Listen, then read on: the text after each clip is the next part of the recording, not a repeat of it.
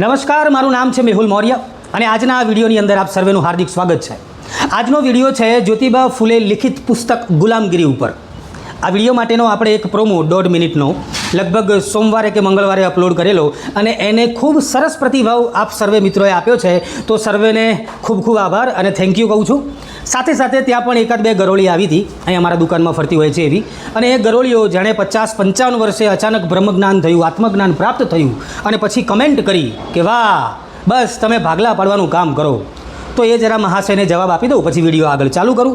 હા તો બોસ, આપણો જે ધર્મ છે ને એની અંદર માણસ મરી જાય ને એ પછી કાં તો દફન વિધિ કરવામાં આવે અથવા પછી એને સળગાવવામાં આવે। તો માણસ મરી જાય એ પછી આપણા સ્મશાન પણ એક નથી। જીવતા જીવતવાળી વાત છોડી દો, એ ભૂલી જાઓ, પણ માણસ મરી જાય છે ને એ પછી પણ આપણે એક નથી થઈ શકતા। બીજી જાતિનો કોઈ માણસ મર્યો હોય તો આપણા સ્મશાનમાં અંતિમ ક્રિયા પણ આપણે કરવા દેતા નથી, મરદાને આપણે છોડતા નથી। એટલે તમને આ બ્રહ્મજ્ઞાન પ્રાપ્ત થયું બરાબર છે, પણ આ વિડીયો તમારા માટે નથી, કારણ કે 1.5 મિનિટની રીલથી તમને તાવ ચડી ગયો છે। હવે આ 8-9 મિનિટનો વિડીયો છે મોટા ભાઈ, એટલે આમાં છે ને તમે આ વિડીયો એક કામ કરો, સ્કીપ કરી નાખો, કારણ કે 1.5 મિનિટની રીલની અંદર તાવ ચડી જતો હોય તો આ 9 મિનિટનો વિડીયો થશે, એટલે આની અંદર છે ને જાડા થવાની 100% શક્યતાઓ છે। એટલે આ વિડીયો અહીંયા સ્કીપ કરો। માં ભાભીએ દાળ ભાત શાક રોટલી જે બનાવ્યું હોય એ ખાઈ લો, રવિવાર છે, પિક્ચર જુઓ, છોકરા બોકરા રમાડો, સવારે પાછું એ જ તે ડબલા લઈને આપણે નોકરી ધંધે જવાનું હોય, એટલે આ તમારા માટે નથી। તમે જરા અહીંથી આગળ વધો, એટલે અમે વિડીયો આગળ ચલાવીએ। અને આ વિડીયો એવા લોકો માટે ચોક્કસ છે જે થોડા સાયન્ટિફિક અભિગમ ધરાવે છે, જે 18મી સદીમાં નહીં પણ 21મી સદીમાં જીવતા હોય, જે વિચારતા હોય, જે તર્ક કરતા હોય, એવા લોકો માટે આ વિડીયો છે। તો ચાલુ કરીએ છીએ આજનો વિડીયો, એપિસોડ નંબર 3।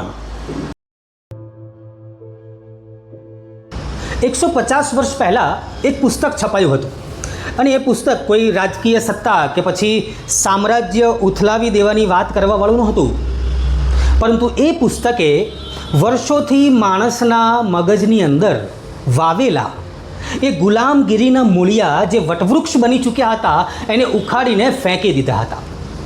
અને એ પુસ્તક એટલે ગુલામગીરી, અને એને લખવાવાળા એના લેખક એટલે કે જ્યોતિરાવ ફૂલે। અને કટોકટી તો જુઓ મિત્રો, એમણે આ પુસ્તક ભારતના કોઈ રાજા કે પછી ધર્મગુરુને સમર્પિત નહોતું કર્યું, પરંતુ અમેરિકામાં એ લોકો કે જેમણે કાળા લોકોને ગુલામીમાંથી બહાર લાવવા માટે પોતાનું લોહી વહાવ્યું હતું ને, એવા લોકોને મહાત્મા જ્યોતિરાવ ફૂલે આ પુસ્તકને સમર્પિત કર્યું હતું। અને ત્યારે જ્યોતિરાવે આ પુસ્તકની પ્રસ્તાવનાની અંદર એક સણસણતો સવાલ પૂછેલો કે જે દેશમાં કરોડો લોકોને પોતાના જ માણસો દ્વારા ગુલામ બનાવીને રાખવામાં આવ્યા હોય, ત્યાં સ્વતંત્રતા કે પછી આઝાદીની વાતો કરવાવાળા કયા મોઢે ન્યાય માંગી રહ્યા છે? આપણે આ વિડીયોના પહેલા ભાગની અંદર આ પુસ્તકના 1-2 સવાલો એવા જોઈશું, એની ઉપર વાત કરીશું। જો કે આ પુસ્તક આવા જ સવાલોથી ભરેલું છે, જેની અંદર ભગવાનના 10-10 અવતાર, એની પાછળના તથ્યો, એની પાછળના પુરાવા, એની પાછળના લોજિક, આ બધું જ આપવામાં આવ્યું છે। અને આ સાંભળીને તમારું મગજ ચક્રાવે ચડી જાય એવું છે। દાખલા તરીકે એક સવાલ એવો છે જે ગોંડીરાવ જ્યોતિરાવ ફૂલેને પૂછે છે કે આપણા ધર્મગ્રંથોમાં લખ્યું છે કે બ્રહ્માના મુખમાંથી બ્રાહ્મણ અને બ્રહ્માના પગમાંથી શૂદ્ર પેદા થયા, આ વાત કેટલા અંશે સાચી? અને ત્યારે જ્યોતિરાવ જવાબ આપે છે કે ગોંડીરાવ, જરા વિવેક બુદ્ધિ વાપરો, શું કોઈના મુખમાંથી બાળક પેદા થાય? અને જો થઈ શકતું હોય તો શું બ્રહ્મા પણ આ દુનિયાની દરેક સ્ત્રીઓ જેમ માસિક ધર્મમાં આવતા હશે? નહીં આવતા હોય ને। એટલે આ કોઈ એવું ધાર્મિક સત્ય નથી, પરંતુ કોઈ પણ એક વર્ગની શ્રેષ્ઠતા સાબિત કરવા માટે આ લખવામાં આવેલું, રચવામાં આવેલું ષડયંત્ર છે। આ એક નેરેટિવ છે, આની પાછળ કોઈ લોજિક છે નહીં। આવો જ એક બીજો સવાલ ગોંડીરાવ જ્યોતિરાવને પૂછે છે કે પૂજા કે શ્રાદ્ધ કરવાથી મરેલા પૂર્વજોને જો સ્વર્ગ મળી જતું હોય તો પછી આ બધી વિધિઓ શૂદ્રો જાતે કેમ નથી કરી લેતા? એના માટે કોઈ ચોક્કસ વર્ગના દલાલોની કેમ જરૂર પડે છે? અને ત્યારે જ્યોતિરાવ એનો સણસણતો જવાબ આપે છે જ્યોતિરાવ કહે છે કે જો તમે ઈશ્વર સાથે સીધો સંપર્ક કે સીધો સંબંધ બનાવી લો તો જે તે વર્ગના દલાલો સાવ બેકાર થઈ જશે. આ વ્યવસ્થા એવી રીતે બનાવવામાં આવી છે કે જન્મથી લઈને મરણ સુધી દરેક પ્રસંગે એ દલાલોને અનાજ અને નાણાં સતત મળ્યા કરે. આ કોઈ ધર્મ નથી, પરંતુ પવિત્રતાના નામે ચાલતી આર્થિક લૂંટ છે.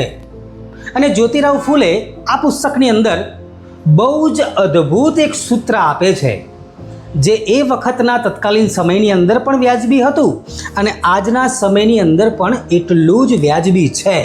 અને એ સમાજના પતનનો સાચો નકશો છે.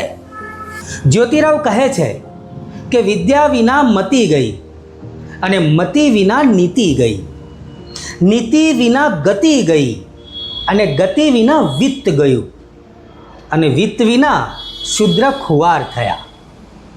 એક અજ્ઞાનના લીધે આટલા અનર્થ થઈ ગયા.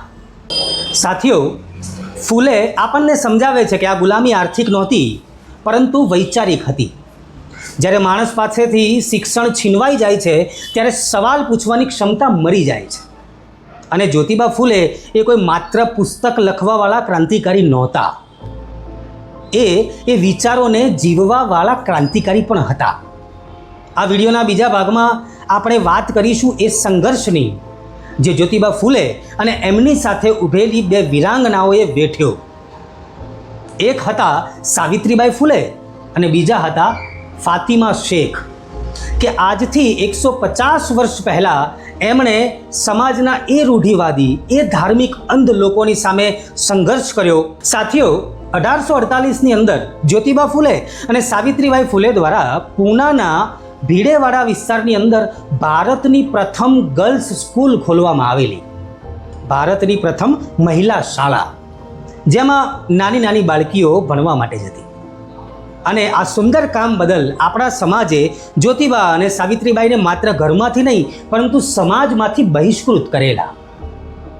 અને આવા કપરા સમયની અંદર, આવા અંધારા સમયની અંદર એક ક્રાંતિકારી જન્મ્યો, જેનું નામ હતું ઉસ્માન શેખ અને એમના બહેન હતા ફાતિમા શેખ. ઉસ્માન શેખ અને ફાતિમા શેખે જ્યોતિબા ફૂલે અને સાવિત્રીબાઈ ફૂલેને આશરો આપ્યો. અને ફાતિમા શેખ એ ભારતના પ્રથમ મુસ્લિમ મહિલા શિક્ષિકા બન્યા. ફાતિમા શેખ સાવિત્રીબાઈ સાથે બાળકોને અને બાળકીઓને ભણાવવા માટે શાળાએ જતા. સાવિત્રીબાઈ જ્યારે સ્કૂલે જવા માટે નીકળતા ત્યારે એ સમયના ધર્માંધ લોકો સાવિત્રીબાઈ ઉપર કાદવ, કિચડ અને પથ્થરોનો મારો કરતા. પણ સાવિત્રીબાઈ ફૂલે પોતાની નાની એવી ઝોળી, નાની એવી થેલીની અંદર એક સાડી એક્સ્ટ્રા સાથે લઈને જતા અને સ્કૂલે જઈ અને સાડી બદલી લેતા અને બાળકોને ભણાવતા. સાથીઓ, આ સંઘર્ષ હતો સાવિત્રીબાઈ ફૂલેનો, જે માત્ર SC, ST, OBC સમાજની મહિલાઓ માટે નહોતો, ભારતની મહિલાઓ માટે હતો. સાથીઓ, એ વખતે બાળ લગ્નો થતા હતા અને દીકરીઓ નાની ઉંમરે વિધવા થઈ જતી. હવે વિધવા થઈ જતી એટલે સ્વાભાવિક છે કે એ વિધવાઓનું શોષણ થતું અને શોષણના અંતે નાની ઉંમરની સ્ત્રીઓ પ્રેગ્નેન્ટ થઈ જતી. અને ત્યારબાદ સમાજના ડરથી કાં તો એ પોતાની જાતને મારી નાખતી અથવા એ બાળકને મારી નાખતી. અને એવા સમયે 1863ની અંદર જ્યોતિબા ફૂલે અને સાવિત્રીબાઈ ફૂલેએ પોતાના ઘરની અંદર બાલ હત્યા પ્રતિબંધક ગૃહ શરૂ કરેલું. અને શહેરની અંદર એમણે પત્રિકાઓ વહેંચાવી કે જે કોઈ સ્ત્રીઓ વિધવા છે અને પ્રેગ્નન્ટ છે તો તમે અહીંયા આવીને છુપી રીતે બાળકને જન્મ આપી શકો છો. તમારી ઓળખ ખાનગી રાખવામાં આવશે અને તમારા બાળકની જવાબદારી અમારી રહેશે. અને આવી જ રીતે એક બ્રાહ્મણ વિધવા કાશીબાઈ જ્યોતિબાની પાસે આવે છે, ત્યાં બાળકને જન્મ આપે છે અને એ બાળકની જવાબદારી જ્યોતિબા ફૂલે અને સાવિત્રીબાઈ ફૂલે લે છે. અને એ બાળકને ભણાવી ગણાવી અને ડૉક્ટર બનાવે છે. અને આ સારા કામ માટે પણ આપણા સમાજે જ્યોતિબા ઉપર જુલમ ગુજારવામાં કશું જ બાકી રાખ્યું નહીં. 1873ની અંદર જ્યોતિબા ફૂલે સત્યશોધક સમાજની સ્થાપના કરી. જ્યોતિબા ફૂલેનો મેસેજ બહુ સિમ્પલ હતો કે એક તો અંધશ્રદ્ધા છોડો, તર્ક અપનાવો અને મહિલાઓને સમાન હક આપો. અને બીજું કે ભગવાનની ભક્તિ કરો, ભગવાનને ભજો, પરંતુ વચ્ચે કોઈ દલાલોની જરૂર નથી. તો આજનો આપણો વિડીયો હતો આ ગુલામગીરી બુક ઉપર અને જ્યોતિબા ફૂલેના થોડા સંઘર્ષ ઉપર. સાથીઓ, ભારતીય બંધારણની અંદર સ્વતંત્રતા, સમાનતા અને બંધુતા જેની વાત કરવામાં આવી છે એ જ્યોતિબા ફૂલેના જીવનમાંથી, જ્યોતિબા ફૂલેના મેસેજમાંથી ડૉક્ટર આંબેડકરે લીધેલું છે. કારણ કે ડૉક્ટર આંબેડકર જ્યોતિબા ફૂલેને પોતાના ગુરુ માનતા હતા. અને આ પુસ્તક તમે 100% વાંચી શકો છો, વાંચવી જોઈએ. તમે ઓનલાઈન એની PDF પણ ડાઉનલોડ કરી શકો છો. અને ટાઈમ હોય અને જો તમને જરૂરી લાગે તો જ્યોતિબા ફૂલેના સંઘર્ષ વિશે પણ આગળ તમે ઓનલાઈન કે પછી પુસ્તક થ્રુ જાણી શકો છો. મળીએ છીએ આવતા રવિવારે એક નવા વિડીયો સાથે, નવા પુસ્તક સાથે અને નવા વિચાર સાથે. જય ભીમ, જય ભારત, સમાન ભારત.